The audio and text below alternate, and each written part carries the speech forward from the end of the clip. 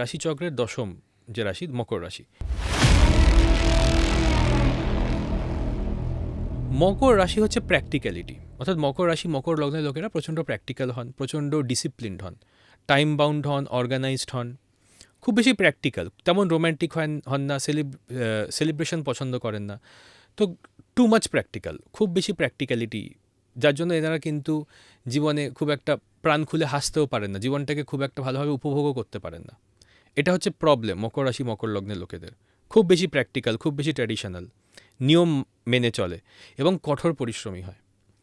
মকর লগ্নের ক্ষেত্রে লগ্নপতি শনি, মকর লগ্নের ক্ষেত্রে লগ্নপতি শনি তৃতীয় স্থান অর্থাৎ মীন রাশি দিয়ে গোটা 2026 কিন্তু গোচর করছে।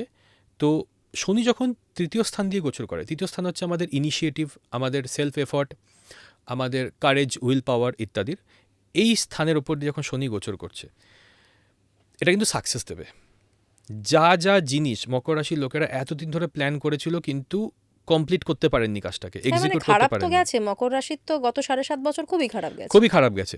কিন্তু এই যে শনির মীন রাশিতে প্রবেশের পরে মকর রাশি মকর লগ্নের লোকেদের কিন্তু এটাই আলটিমেট সময়, যেটা এনারা এত বছর করতে পারেননি সেটাকে করে দেখানোর।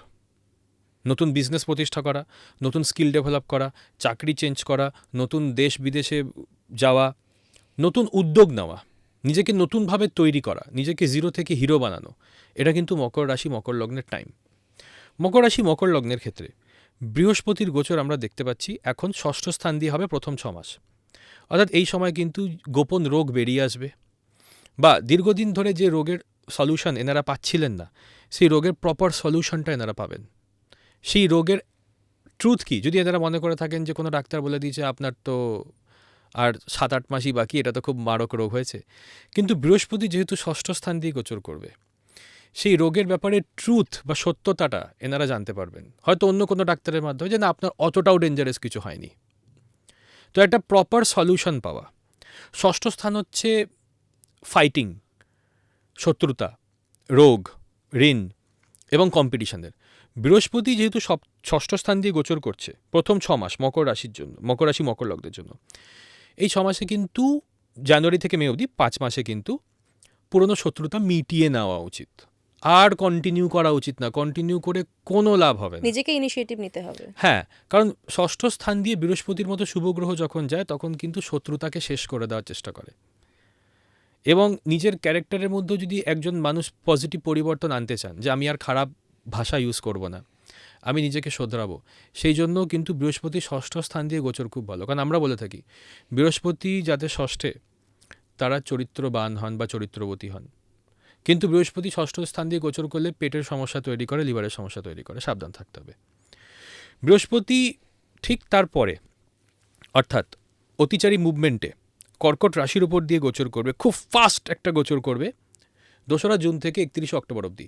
এই সময় এনাদের বিবাহ স্থানটা অ্যাক্টিভেট হয়ে যাচ্ছে, কারণ বৃহস্পতি সপ্তম স্থান অর্থাৎ বিবাহ স্থানের উপর দিয়ে গোচর করবে, বিবাহ স্থান অ্যাক্টিভ হয়ে যাচ্ছে। তো যে সমস্ত মকর রাশির লোকেরা বিয়ে করতে চাইছেন, বিয়ের জন্য ভালো সম্বন্ধ পাচ্ছেন না, বিয়ের অপরচুনিটি পাচ্ছেন না, তারা কিন্তু 2 জুন 2026 থেকে 31শে অক্টোবর 2026-এর মধ্যে বিয়ের ব্যাপক সম্ভাবনা তৈরি হচ্ছে। বিয়ে, নতুন রিলেশনশিপ, নাম যশ খ্যাতি ইত্যাদিরও কিন্তু ব্যাপক সম্ভাবনা তৈরি হয়ে যাচ্ছে।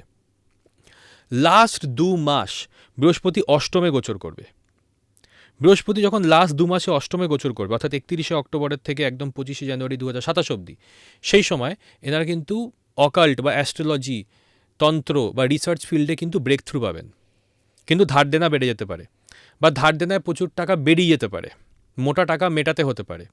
আর যদি উত্তরাধিকার সূত্রে কারোর কিছু পাওয়ার যোগ থাকে, তাহলে শেষ 2 মাস 2026-এর নভেম্বর ডিসেম্বর খুব ভালো, এটুকু আমি বলতে পারি। তার মানে মকর রাশির 2026 মোটামুটি যা দেখা যাচ্ছে বেশ ভালো কাটতে চলেছে। বেশ ভালো, মকর রাশি মকর লগ্নের জন্য 2026 বছরটা কিন্তু বেশ ভালো। তবে কর্মপতি এবং পঞ্চমপতি শুক্র নিচস্থ হবে আগস্ট মাসে, তাই আগস্ট মাসটা কিন্তু তেমন ভালো যাবে না।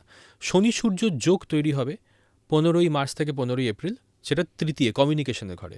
সেই সময় কিন্তু বাবার সাথে মতের অমিল, ঊর্ধ্বতন কর্তৃপক্ষের সাথে মতের অমিল, ভাই বোনের মধ্যে ঝামেলা, পাড়া প্রতিবেশীদের সাথে ঝামেলা ইত্যাদি কিন্তু ঘটতে পারে, সাবধান থাকতে হবে।